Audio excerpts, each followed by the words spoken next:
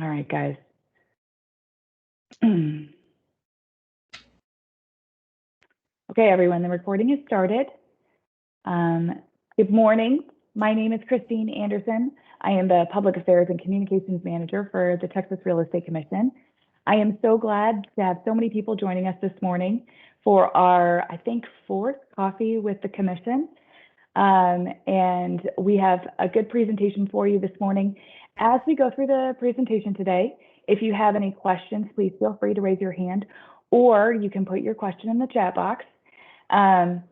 Forgive my raspy voice. The allergies here in Austin have gotten me, but I will hopefully be able to overcome and be clear in our as we talk today.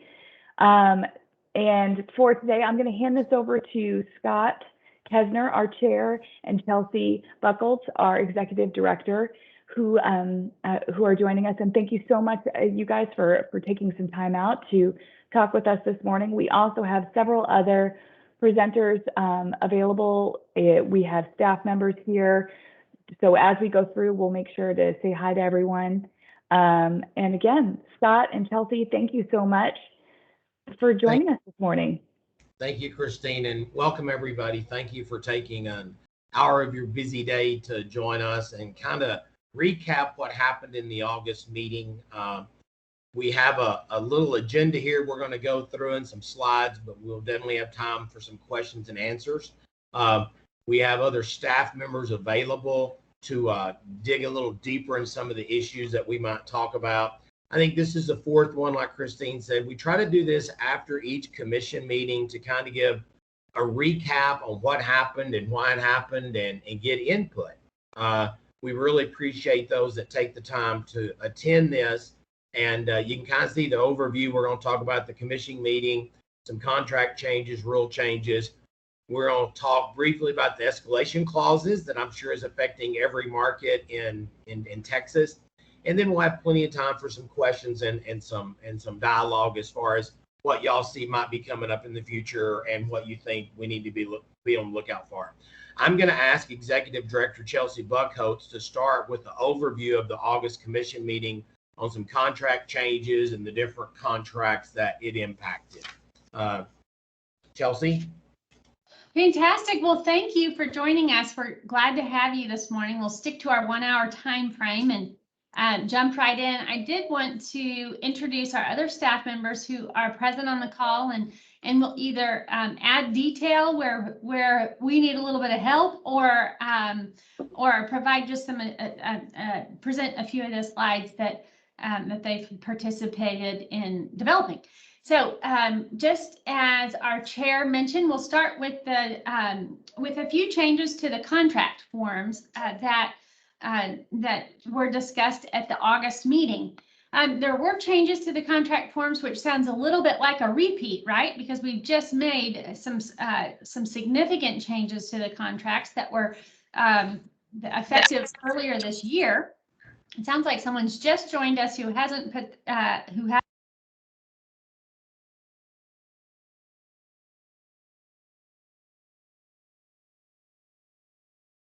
Hey, Chelsea, I'm so sorry. I think you somehow got inadvertently muted.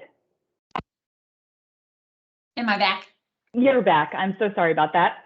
No, that's fine. Okay, I'll clap take 2 because I have no idea when that happened. But you'll remember that we made the commission made several contract changes earlier this year that were very substantive in nature. So this sounds a little bit like deja vu. But the contract changes that were discussed at the August meeting were not quite as substantive in nature. They're substantive, but they're not going to affect the license holder community quite as much, I don't think. These were all related to legislative changes that go into effect on September 1st. And because of that time frame, they were adopted on an emergency basis. So they will be mandatory as of September 1st. I'll give you one exception, and that is to an addendum. But I just want to mention the changes to you. One statutory change that was made this session is House Bill 1543. Relating to public improvement district notice requirements. So if the property includes public improvement district, there are some notice requirements associated with that. So paragraph 6E7 in the 1 to 4, it affects many of the contracts, but that's the one we're referencing here, makes that change. Additionally, paragraph 7H is amended to remove language licensed by TREC. And that's to conform with statutory changes from House Bill 1560, which transfers the regulation of residential service companies to the Texas Department of Licensing and Regulation, TDLR. So TREC will no longer regulate residential service companies or home warranty companies. So we needed to modify language to account for that. And lastly, paragraph 22 is amended to add a box for a new addendum. That is the notice of obligation to pay improvement district assessment. So this is associated with the first one I mentioned. The PIDs or PIDs, I think is what we're calling them. So we have this new addendum. That is not mandatory as of September 1st. That is voluntary use as of September 1st. And it could be just a example of it's not a mandatory form, and other forms like it may be drafted as well. So the forms affected, I've listed that on this slide for you to know about. I also want you to know that we have more details associated with these changes on our website. There's a new article talking about these changes that would be a good reference to many of you. I'm going to pass things back to you, Scott. The following rule changes that were proposed, and I'm going to start with the first one and the last one. 535.43 had to do with ESAC, Education Standards Advisory Committee, and 535.206 had to do with the Inspector Committee. Both of those were amended to revise the advise the date that to correspond with sunset. Since our sunset review was extended, these two committees were also extended as far as their expiration date. So that takes care of those two.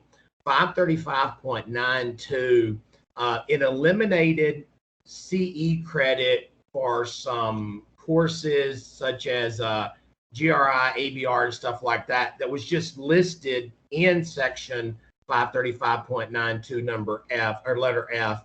These courses can still be, you can still receive CE for these courses, just the provider needs to submit approval process like a normal class.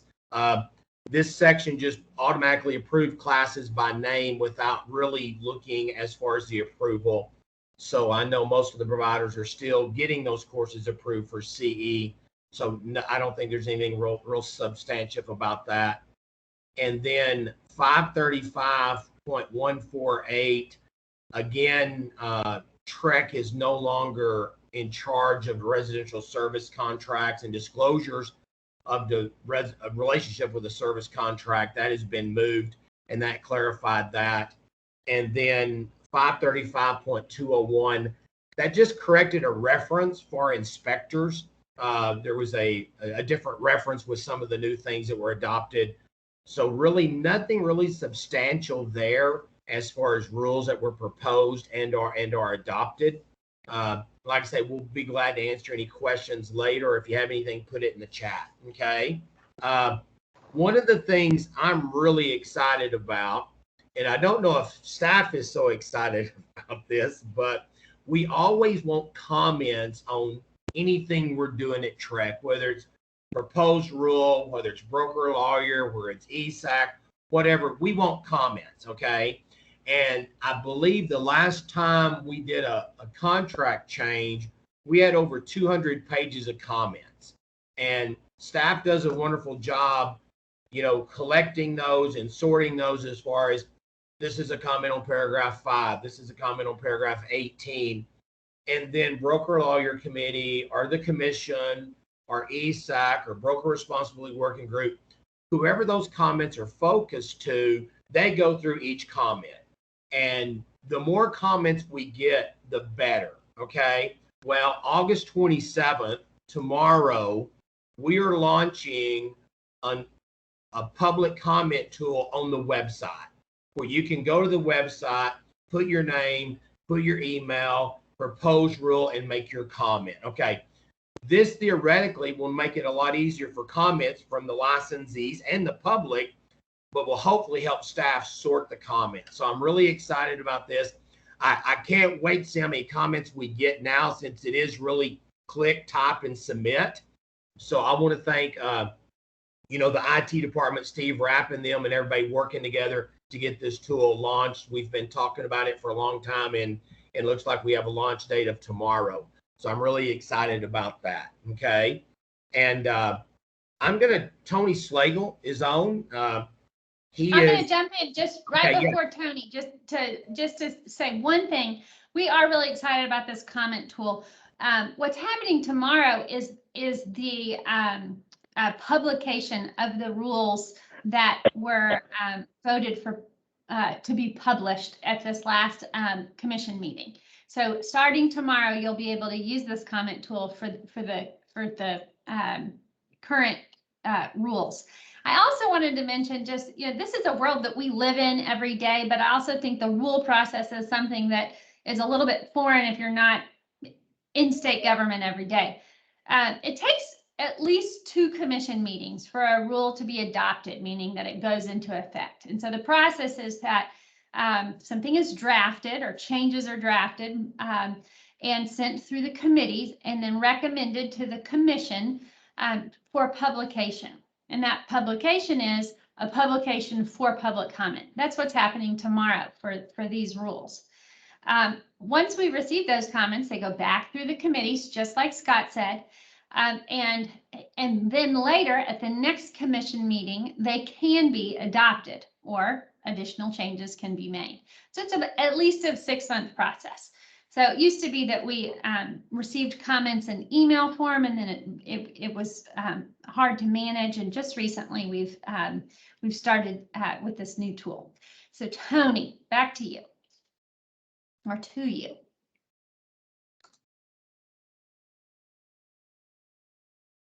Tony, are you there? Okay, I'm not hearing Tony. I'm wondering if maybe he's having connectivity issues or something. Is there a way that, do you want to skip over this? He's just in the next room, I think. Either he's talking on mute and we can't see him, or he's been cut off. So I'll take this slide, and as soon as he's on, then he can just interrupt me, because he can do a much better job than me. First of all, Tony, are you there? No. We hope that, track license inspectors. So there may be some inspectors on this call today. And so this slide is for them, but it's also for real estate agents and brokers to know. I mean, obviously you work with inspectors on a regular basis. And so it's important for each of you to know what has changed in terms of standards of practice for them. So recently, the inspector committee went through a very thorough process to review and update their SOPs, their standards of practice. And so those changes were adopted at the August commission meeting. So a few things I want to highlight there. What we'll talk about are just some examples of what has changed. It's not totally inclusive. The update requires the use of reasonable and appropriate tools necessary to satisfy SOPs. It seems somewhat obvious. They also specify that an inspector must be competent to provide any services in relation to an inspection beyond the scope of the SOPs. It prohibits, I think someone else is not on mute. Christine, if you could work on muting them. I think it might be Tony trying to talk, actually. Let me see. Tony, are you there? I'm here. Okay, Great. Tony, I'm on the 3rd bullet. You take over. Okay, I'm so sorry. For some reason, my microphone wouldn't unmute, and I had to jump off and restart the meeting. So I apologize. Can everyone hear me okay? Perfectly. Okay, so you went over the first 2 bullets? Yes, I was just starting the 3rd one. Okay, sorry about that. So yeah, the 3rd bullet is, so the currently an inspector can routinely depart from inspection. So if, let's say, there's something that they don't do on a regular basis, they can depart from that. What this does is what one of this change does is it requires them to notify their client up front that they do that. That way their client can, if they want to, pick another inspector to inspect this thing they routinely depart from. So that's a good little bit of consumer protection. And then the fourth bullet is it requires the inspector to, this is a visual inspection, so that's the big thing to know about this. So they are now required to report the type of material, plumbing material used for water supply lines, for drain lines, and gas lines. So if you go in a house and you see that there's CSST for the gas line, the inspector is now required to report that that's what that is. Or if the drain lines are cast iron and they're able to determine that visually, then they need to report that as well. Another great consumer protection thing for people buying houses, especially older houses. I have a house that was built in 1959. I just had all of my cast iron plumbing drain lines replaced. So it's a good thing to know. That's not all this does, all the changes do, but these are kind of the high level things. There are significantly other changes that deal with all the other components that inspectors must look at. But we didn't want to, this would have been a 4-hour meeting had we gone through all of those. The other thing that is important for people to know is the inspection report has been updated, and as such, it's also been given a new number, the REI 7-6. It's been updated to reflect the changes to the SOPs, but the big thing it's done is the preamble to the inspection report form has been revised, and when you see it, you'll be stunned because it's actually readable, it's clear, it spells out in much easier detail what the role of the inspector is, what to expect from the inspector, and also what the client should expect from the inspection report and sort of what their role is as well. As we usually do when we update this form, it's available for voluntary use for a time period, and that period starts on September 1st. It will be mandatory on February 1st. That's when the SOPs are also mandated, the new SOPs as of February 1st, 2022. We also have an article on our website that goes into a little bit more detail about these changes. So if you are interested in that, please check the website. It was, I believe, the article was published yesterday. And the SOP form, I'm sorry, the inspection report form, the new one, the revised one, will be up on the website on September 1st for voluntary use. Hey, Tony, we have a question for you, and I'm also going to share the link for that article in the chat box. But if you don't mind, can I tell you the question? There are several reports that real estate agents are being told not to have full inspection done, but a walk and talk inspection. No reports being made, just walking through and pointing out areas of possible concerns. From what I read in the TREC SOP for inspection, this is against the SOP and professional ethics. Is there a change in the Texas standards? What is the guidance from the commission on this? So I believe there, correct me if I'm not sure. I believe there's an article on this. I know that the inspector committee weighed in on this as well. Walkthrough inspections are not allowed. Real estate inspectors are not allowed to do walkthrough inspections. The statute and rules are fairly clear. If it's a prospective sale or purchase of a home, and an inspector's been hired to do that, they have to do a real estate inspection, a full real estate inspection, and the form is required for that as well. So I hope that answers your question. We have been hearing a lot about that, but they are not they're not allowed or authorized for a real estate inspector license in Texas to do. Actually, if they do it, it could result, depending on if we get complaint about it, it could result in a disciplinary action from us. You know, the inspection report, the inspection process is there to protect consumers, and that's why this is it's an important thing to make sure that that inspectors are complying with that and that they're doing the full inspection. So I hope. Okay. We have another follow-up to that. Can this be put out to the agents and brokers? I'm wondering if he's referring to the article itself. Brian, if that's the right assumption, we will be sending this article out. It is actually posted on the TREC website for anyone to be able to see it. And we do send out these articles to those that receive communications from the agency. And then we also will include it in the newsletter for for all truck license holders. But Brian, you can go ahead and unmute yourself. It looks like your hand is raised if you want to ask a question. Yes, there are real estate agents that are going through trainings through their large companies, national companies that are promoting to do this. And there have been several questions posted in inspection forums about Texas doing it. These large national brokerages are coming into Texas and telling them to bypass a formal inspection and do these walks and talks. That sounds that. Sorry. Go ahead, Tony. I was just going to say that sounds that does sound. I mean, we have heard that this is been going on a national level, and the reason it's becoming an issue here is because some of those national brokerages and also national inspection companies are talking about it. I was not aware. It's very helpful, I think, to piggyback on what Kelsey's going to say. I was not aware that they were actually encouraging people to do it in Texas.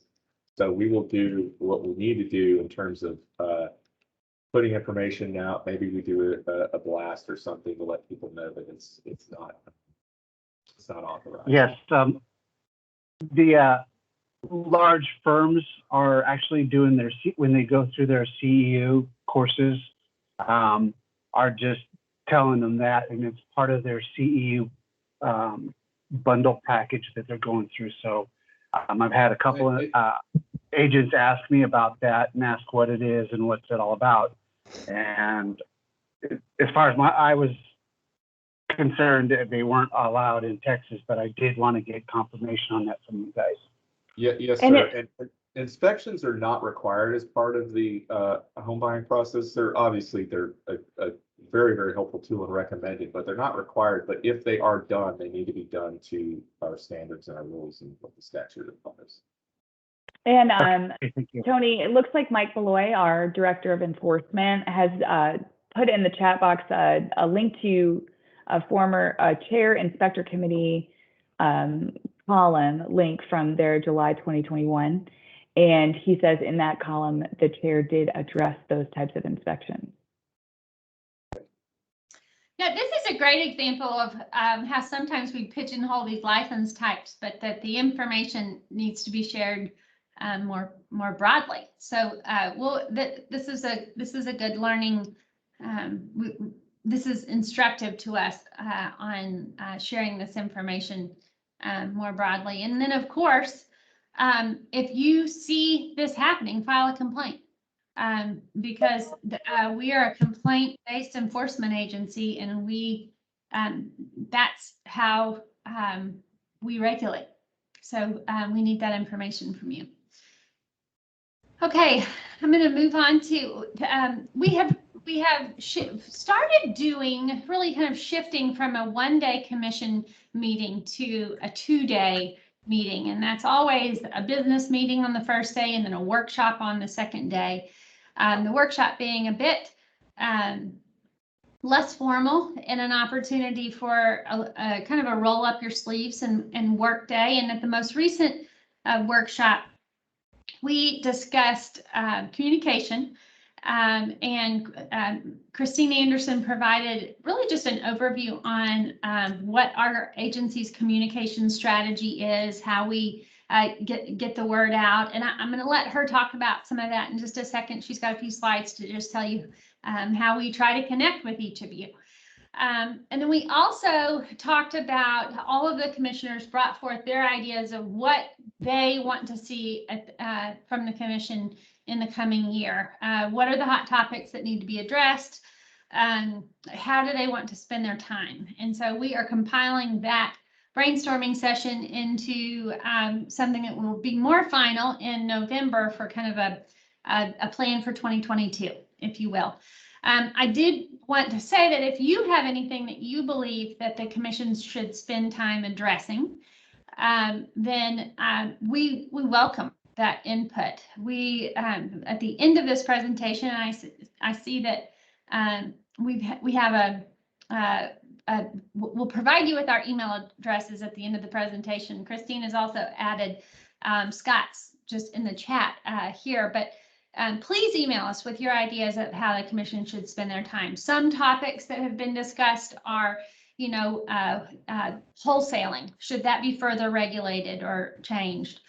Should the experience and education hours be toggled for brokers? How to do reciprocity and license portability between states? What changes need to be made, and where should the commission focus? So those were our topics for the workshop. I will pass the mic to Christine to talk through how she what she does as communications director. Christine. Good morning. Okay, sorry, it just took me a second to get myself off of mute. So thank you so much for that intro. Just in case anyone doesn't know who I am, my name is Christine Anderson. I am the Public Affairs and Communications Manager for the agency. That is a big, long title that encompasses a lot of different things. But one of the things that I presented to the commission as part of my job is what we currently do as far as external communications goes. Currently at the agency, what we use are the tools that we're presenting to you here on this slide. We use Facebook, Twitter, our commission website, YouTube, and a tool called GovDelivery, which is our email messaging service. It allows us to communicate with all of our license holders to ensure emails are delivered to your inbox and not put into spam. It allows us to create all of our newsletters and communications easily and quickly and distribute them across all of our platforms. So GovDelivery is really key in our messaging services that we provide to our license holders and to the public. Chelsea, we're ready for the next slide. Just a quick overview of currently our engagement across all of those platforms. So Facebook, we have 29,375 page likes, meaning that people have chosen to like our page and follow us for information on Facebook. Twitter, we have a little bit over 1,000 followers. Our website has, in the last year, 3.12 million unique users, meaning that that website has been clicked on uniquely 3.12 million times in the last year. YouTube has just about 1,000 followers, and GovDelivery has 400,040 unique subscribers, meaning that on top of our license holders, which is about just over 200,000, we have an additional 200,000 people subscribed to our communications that are outside of our license holders, that might be members of the public, press, legislature, whomever else is interested in getting communications about the real estate commission in their inbox. So, and one staggering statistic that I thought was, I had to go back and double check multiple times, over 6 million emails were sent in the last year from our agency to our license holders in that group of unique subscribers. So that's pretty staggering when you think about that. But we do use that GovDelivery tool extensively to ensure that you guys are up to date on communications. And just a shameless plug, in case you haven't, make sure that you go to our website and subscribe to our newsletter. You'll get a pop-up on the screen that asks you to subscribe to our newsletter or communications from the agency. And to ensure, let's say you're an education provider or an inspector and you don't want to get emails about timeshare updates, for example, you can select the topics that you want to hear about and you'll get those communications. Or when you want to be notified of upcoming meetings, we even have a calendar list so you can get updates about all of our upcoming meetings to ensure that you're up to date with what's going on at the commission. And unless anyone has any questions about that, I don't want to take up too much of your time. Okay, we're going to shift to escalation clauses. We recently published an article on our website related to escalation clauses. Can you use them? And the answer is really no. License holders cannot draft language that defines or affects the rights, obligations, or remedies of the parties, and that includes escalation clauses. If you were to do that, that would be the unauthorized practice of law, subject to disciplinary action. So I want that to be very clear. If a client has asked you for this type of language to be added to the contract, they need to utilize their own attorney to provide that language. It can't be your attorney, it needs to be their attorney. More details on that are on our website with this new article, but I'm happy to answer any questions. And we do have Vanessa Burgess, our general counsel, and Abby Lee, our deputy general counsel, with us today, and they can answer any specific questions. Anything? Okay. We're going to move on to a few operational updates before we just open it up to questions. The first is that you may have noticed that our call hold times have increased a little bit over the last couple of months. And by increased, I mean that they've gone up from somewhere between a minute or two up to, it could be up to 4, 5, 6, maybe 8 minutes, depending on what time of day and what day you call. We have had an increase of applications and a decrease in our staffing levels that have caused these longer hold times. We have recently hired and are now training additional staff to answer the phones and to respond to those emails to address this. So I, more than anything, wanted you to know that this should be a temporary blip on the radar. It is very important to us that we are responsive and provide a high level of customer service. And we don't want to waste your time by being by waiting on the phone. We do have a callback option. So if ever you are waiting on hold and wish not to be waiting on hold, you can opt to be called back, and you keep your place in the queue and are called back. You also can utilize our online services. You can do a lot online. We have the application tracker. We have the ability for you to check what outstanding education you may need to comply with your CE requirements, a number of online tools. It's also best if you call first thing in the morning or at the end of the day. Those are our slowest call volume times. So between 7 and 10 in the morning or between 4 and 6 at night. If you use your lunch break to call us, so does the rest of the world. So you can expect a little longer hold time during that time, okay? But hopefully within the next couple of weeks or at the most a couple of months, we should be back to our 1 minute hold time or so. Okay, I did want to just give a quick update on where we are as an agency with COVID-19. We were set to have a return to the office with some remote work. About half of our staff would be in the office at any given time, just after the Labor Day holiday. Well, here we are within about 2 weeks of Labor Day, and we have gone back to a primarily remote staff. So we hope to be back at the office kind of post-COVID this fall. I have extended the kind of deadline for that transition to October 1st, but of course that's fluid. All of life is fluid right now, as I'm sure each of you are experiencing. But I want you to know that that doesn't mean a thing to you, that we are able to answer the phones, we are processing the mail, we are doing everything that is needed to be operational while mostly remote. Some of us are in the office. So that shouldn't affect you at all. But I did want you to know just what's happening here in Austin at the agency. One additional thing, we have heard from a lot of license holders on fellow license holders who may have participated in the January 6th events at the U.S. Capitol. And I just wanted to mention this so that you know that we are very limited in our engagement in those actions because what we regulate is the behavior in a real estate transaction. We also monitor someone's criminal activity, and there are certain crimes that if one commits and is convicted of, there are disciplinary consequences on your license. For the most part, those are felonies.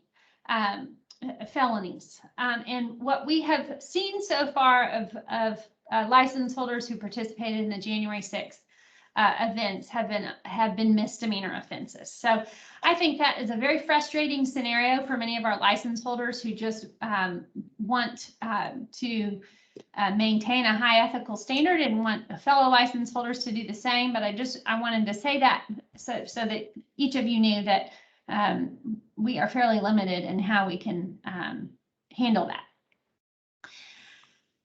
With that, we are all of us staff and Chair Kestner are all here to answer any questions you have or for you to raise any issues that you'd like to talk about here. Chelsea, Okay, looks, oh, sorry, go ahead.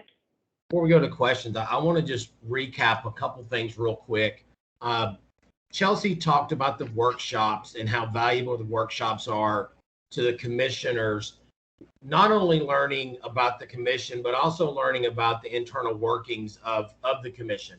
We've had them on budget, we've had them on enforcement, and the one in August was really, what keeps the commissioners up at night. And she talked about the license portability, and we talked about, the license portability. Who do we engage in that? Do we engage, of course, with ESAC? Do we engage with, Texas Realtors, Broker Lawyer Committee? Who has input that can help our commission move forward? One of the ideas came up as far as wholesaling.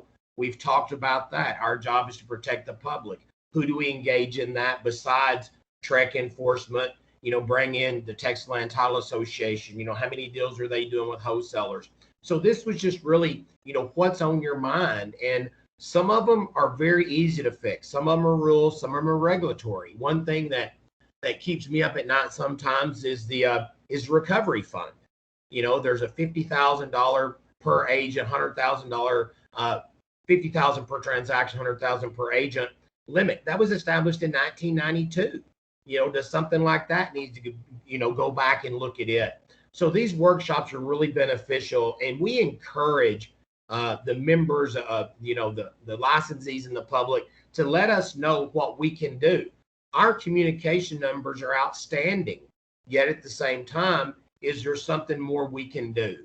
Do we need little 2-minute YouTube videos on different things? So this commission is really engaged, and we want to hear from you to help move it forward.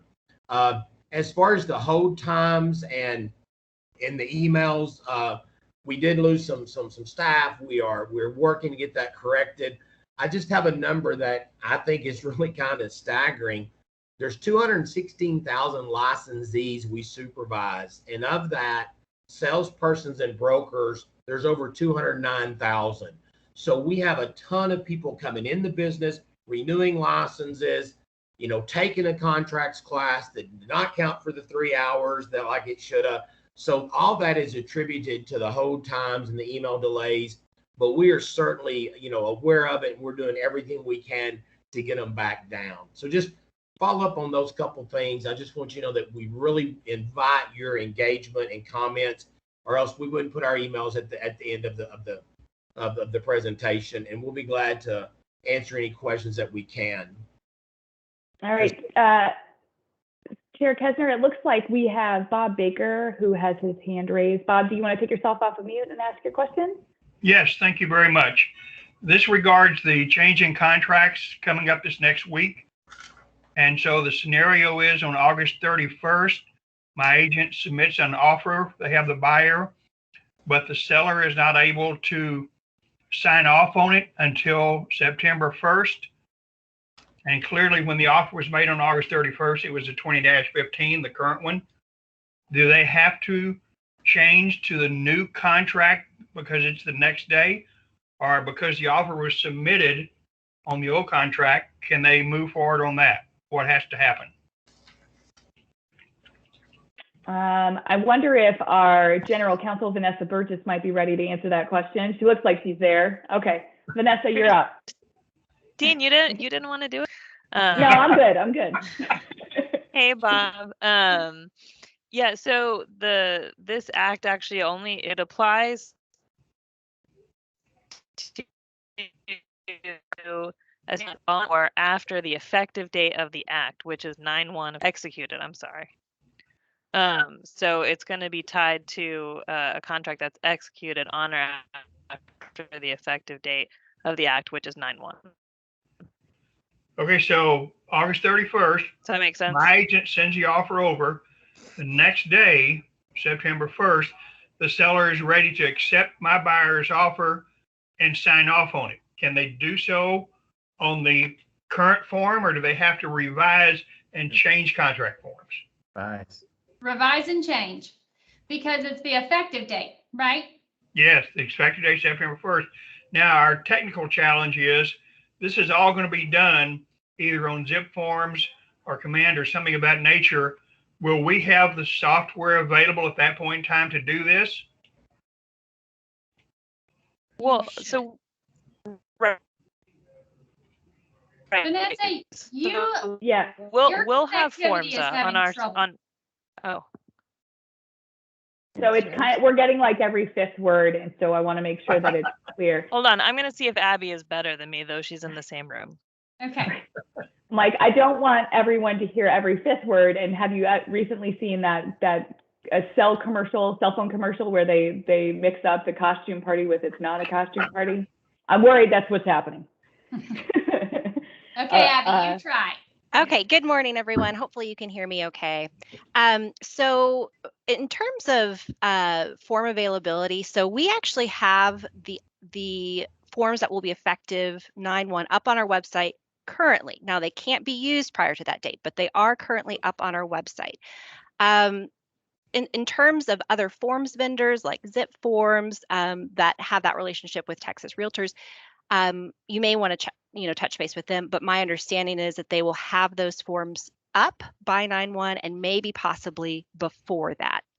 But again, you may want to touch base with them just to verify that. Okay. And it looks like Robin Harris has commented in saying that Zip Forms has said that they'll be available September 1. Perfect. Wonderful. Right. Thank you very much. Thank you. Okay, we don't have any other pending questions in the chat, so I will open this up to anyone else that's on the call if you wanted to ask any questions.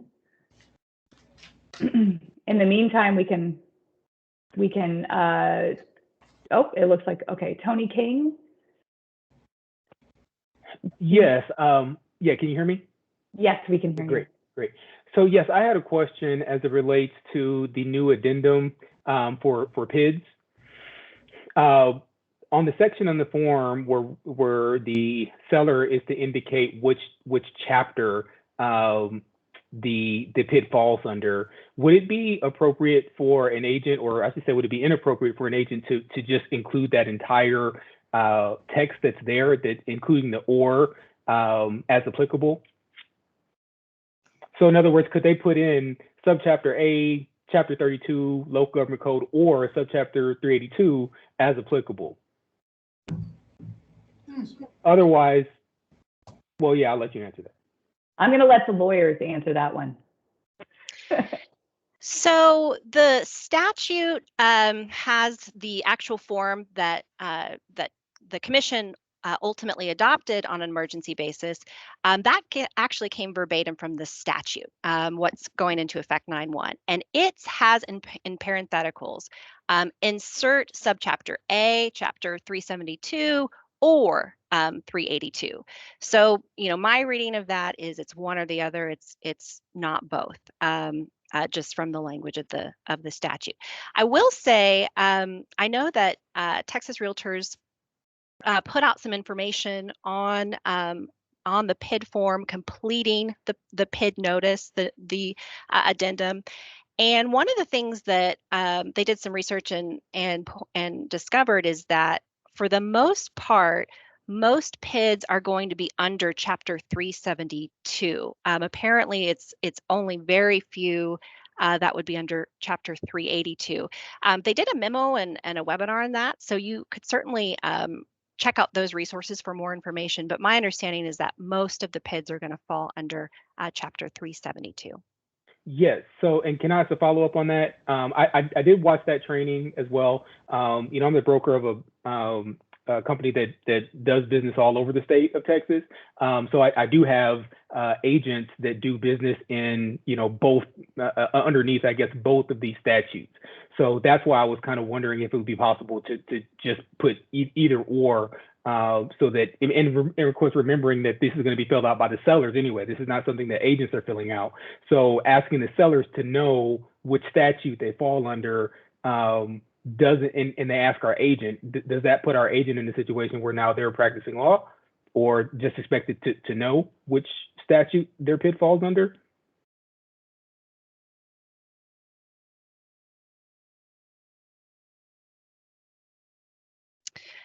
Well, I think I don't know if this answers your question, but I think the sellers are filling out the notice for their specific property. So you may have agents that are involved in a lot of different transactions, but the sellers are providing this form to buyers for that particular property. So either one or the other of those chapters is going to apply. I'm not sure if that answers your question. And if the seller doesn't know which one applies, what's the guidance to the agent? Well, I mean, you could certainly encourage them to talk to a private attorney. I know that title companies are involved in this process as well. They may be a good resource to reach out to. There could be some other options. Contacting the PID directly, the website for the PIDs, if there is one, they may have additional information. So I think there's some options out there. Thank you. Just for the rest of the group, I did share the article that I believe Abby was talking about, as well as a memo from TR that was published on this topic. It's not our content, so I'm not as familiar with it, but I just thought I would share it as an FYI. It looks like Bob Baker has his hand raised. Bob? Yes, if I may, a follow-up on this addendum, and in the Texas Realtor webinar, where they did an excellent job in providing the information, but it appeared to say that the agent could complete the factual information, like which county, which city, all that information, that it didn't actually have to be the seller. Is that true? Can the agent fill those parts out and giving precisely the factual information? I'm seeing it looks like Vanessa's kind of nodding her head, but I don't hear anything. Yeah. Again. That's because I was muted. I was just nodding my head at Abby. Okay. Abby and I are in the same room. Yeah, so I think that's okay, right? So there you're filling out, I'm going to say, factual stuff, right? You're not, when we were talking earlier about those escalation clauses, you're a clause that's impacting the rights of the parties there. I think you're really doing the research, you're trying to find out what it is, and I think that is okay, right? If you're inserting the, this is the PID, this is what it would be subject to, and you know that and you've done the research, I do think that's okay. Great, thank you. Okay, as we wait for any other questions, I just wanted to say thank you to our staff members who have attended today. Our General Counsels, Vanessa Burgess and Abby Lee, as well as we have another commissioner on the call, and Leslie Lerner is on the call. So thanks so much, Commissioner Lerner, for taking time out to listen today. And as we wind down, Chelsea and Scott, did you guys have anything else you wanted to add? I don't. I'm really grateful for your time. If there's anything else that you would like us to discuss on the next Coffee with the Commission, we're open. We'd like to address items that are that you're curious about, that you need more information about. So please don't be shy about sharing those. Scott? Probably just to follow up on the PID information. Use your local title companies. I just Googled the county website. It listed the PIDs and also referenced which subchapter or whatever. So, I mean, do your due diligence to get the information prior to going on that listing agreement if they don't have it. And they will certainly have it on their tax certificates. When you go to close, the PIDs are listed there. And then you can probably Google and find out exactly which chapter. So, again, might take a little bit more due diligence, but that's why they hire a professional. And it looks like General Counsel Burgess is very much agreeing with you with her strong head nods. Okay. I'm known for a strong head nod in these coffees. And like Chelsea said, anything else you want us to visit with on this, please let us know. That was one of the, I don't want to say shortest commission meetings, but probably had less, big rocks to move than any other commission I've been involved with. But nearly everything was adopted on an emergency basis, which is very unusual for the commission too. But that's what happens when you follow a legislative session. So, but thank y'all for attending, and we want your feedback. We want your input. Okay, it looks like we don't have any other hands raised. So as we wind down, I'll give everyone one last a chance to ask any questions. Coming up for the commission, I just wanted to mention that we have, like I said, or as was mentioned earlier, the proposed rule period begins, comment period begins tomorrow.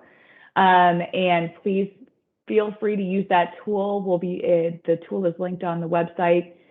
The email address for the broker lawyer committee. I believe that's general counsel, correct? It's still, yeah, so that's still general counsel.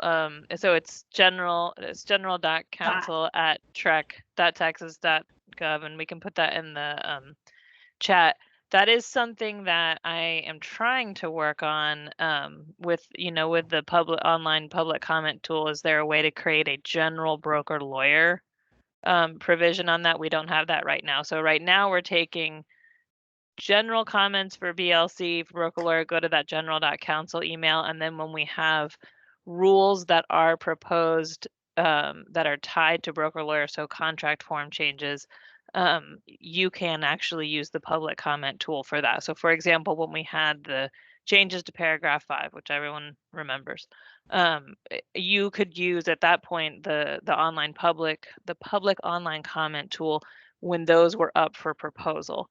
But if you just have general thoughts of, hey, broker lawyer should look at this, or why have you never considered this, those go to general.counsel. And so we'll work on that. I'll also just note for anyone who's here, we did some emergency adoptions, and then what runs parallel with that is a regular rulemaking. So you're going to see those same the stuff with the PIDs, the stuff with the RSC, the form changes.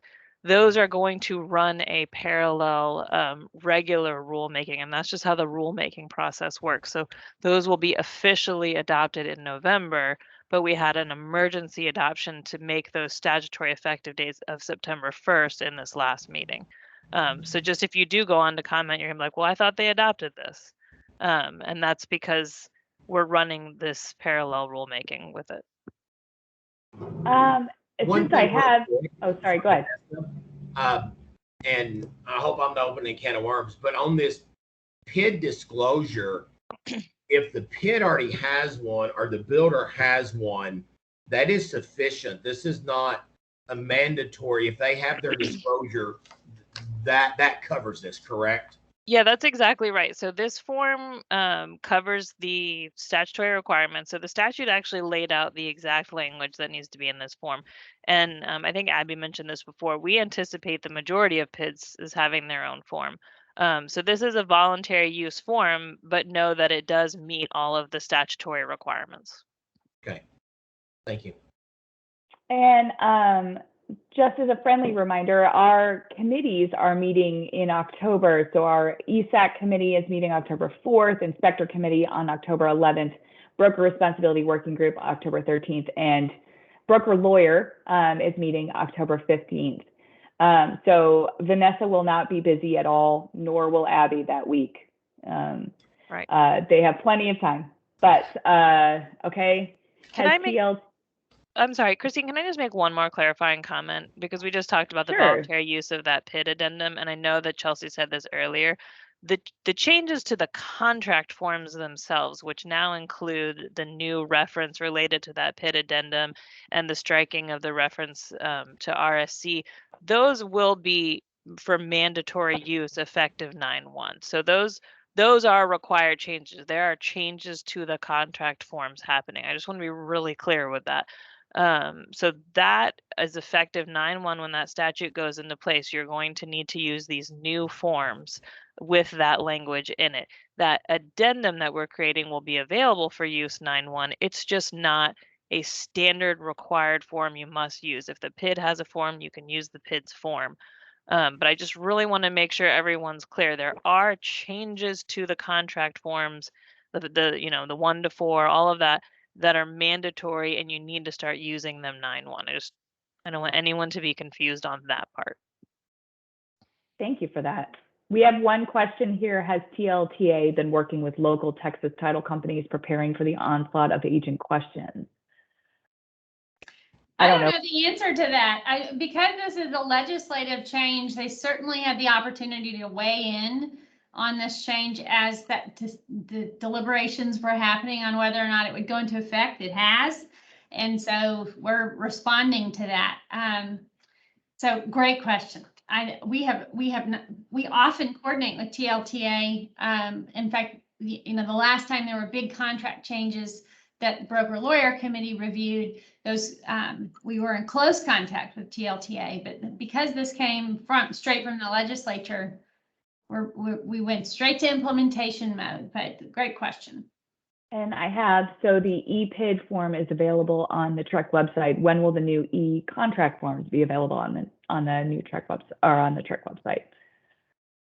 They are available on the website. I found them this morning. They're if you were to click to let's say the 1 to 4, you have to click on that one, and then you will see 2 contracts. You'll see the one that is for use today until September 1st or until through August 31st, and then the one that you use for September 1st and beyond. So they are on our website. You just have to do one additional click.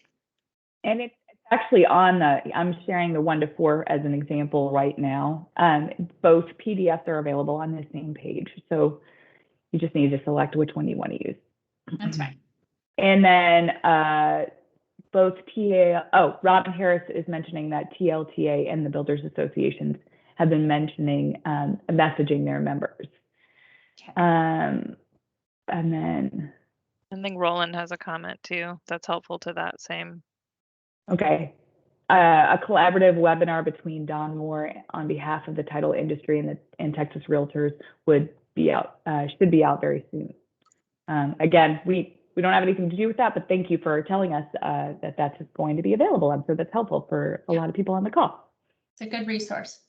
Okay, we do not want to keep you beyond our 1 hour for your sake. We're very grateful for your time today. Spread the word. The more the merrier on these.